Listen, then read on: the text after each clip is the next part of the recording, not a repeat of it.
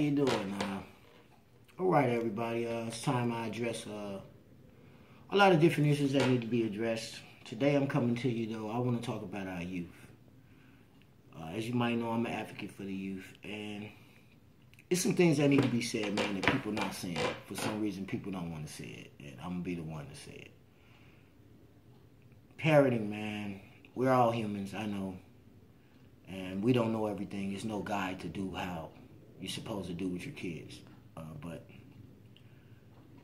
the state that our kids are in and our youth right now, they're our future. So it's like there was a generation gap some kind of way where we slipped up. Like, I think a lot of the people that was like crackheads or whatever, they had kids. And today, those kids are running around just doing whatever in every city, not just one city, all over. But then we got kids that has a mother, has a father. And the reason why a large majority of those kids are doing what they're doing is because parents aren't being parents anymore. They want to be friends. And you can't be friends with your children. Now, once they're grown, yeah, you can be their friend. But I can't be a friend to somebody that's 17 and this is my son. I need to instill in him discipline. I need to tell him about life, credit, and why he shouldn't mess his name up and why he don't want felonies. And I'm not going to say, well, it's okay for you to come in my house. You don't pay no bills and none of that. You're not doing what you're supposed to do in school. None of that. You're just going out doing what you want to do. But it's okay for you to come in my house and smoke and drink and bring your friends in and run in and out and do whatever you want to do. But that's cool, because at least I know you're doing it right here. You know, it's not okay. That's not okay, man. It's not okay for you to be allowing your kids to do whatever they want to do, and then you wondering why when things happen to them, they happen, and then you tripping out. You see, you got people on Facebook promoting the life that their kid lives. But then every time you turn around, there's a mother on here crying, oh, my son, and they killed my son, and I hate this place, and I hate these people. And yeah, but a lot of it is on the parent. You don't wait until your son get knocked down to, oh, I hate this community. Well, you should have hated that community before that happened to your son and warned your son about that community while you were sitting up letting your son run around in that community. And I say let. Yes. The parents say, well, I can't control him. You can control him. You can control him. You need to make an effort to try and control him. And if every parent, not even parent, uncle, auntie, if you know your niece is out there ratchet and living ratchet and her mama don't care, you still are auntie, because soon as something happened to her, you the same one going to be crying and at the funeral, and my niece, this happened to my... Do something now. Help her now. Talk to your niece right now. Don't wait till your nephew get knocked down and then now it's, oh my God. Yeah, you know he running around with gangs. You know he carrying guns, but it's okay right now. I see moms on here promoting it. I see moms saying, my son a boss. He a boss. Your son. That don't know nothing about the world, period. He's a boss, and he don't have a dollar. He don't own nothing. He don't own no real estate. He don't even got a job. But your son a boss, and all he doing is running around with gang members. That's cool for you to do. And then they promoting it. People promoting, they ride around, talk about their sons this, their sons that. But then as soon as he get knocked down, as soon as he catch a couple shells, because he gonna catch him out there living that life, then it's war is me. And how the community ain't nothing in the mirror, and now I hate the police and these dudes around here. It's everybody else's fault but the parents. It's not, man. If it's family, it's family. Act like it's family. Act like you love we have lost our love for family. I can't say I don't care about what's going on with my nephew. I should care. I'm his uncle. I can't say I don't care what my niece do. I can't say that because that's my niece. I should care. And I know it's a lot of family broken structures and everything, but even if it's not family, if you're around a youngster and you see him living wrong, talk to him, tell him. A lot of youngsters make decisions because ain't nobody never told them nothing. They don't know. Some of them, that's their option, to listen or not. But at least give them their options. Give it to them. And if they reject it, they reject it. But at least you can say, I tried. I told him the right way to live. I told him the right things to do. People are running around, man. This is ridiculous.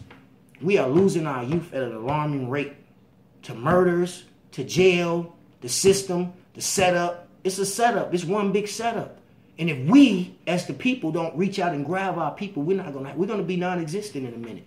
And the people we got representing us, the youth, in 10 years from now, not gonna know nothing.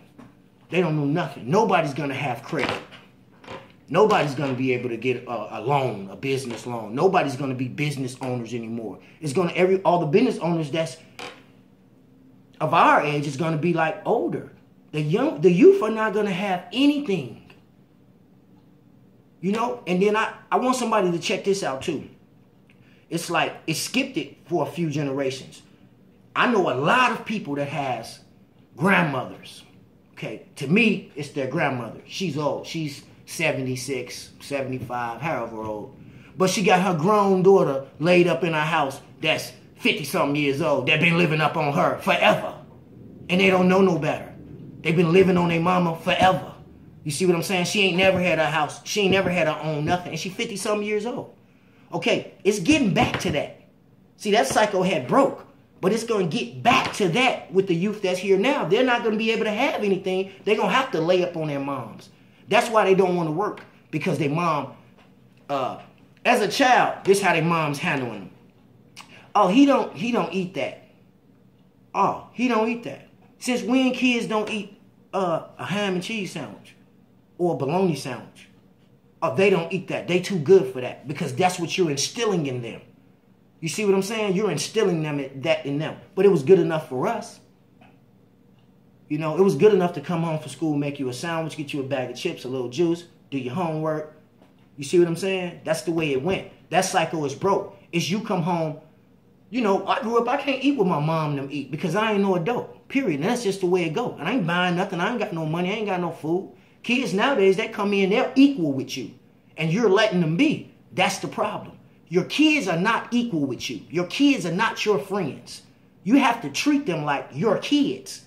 Tell them what to do. Tell them what they are allowed to do and not allowed to do. Don't let them make those decisions on their own. They're making decisions in the house.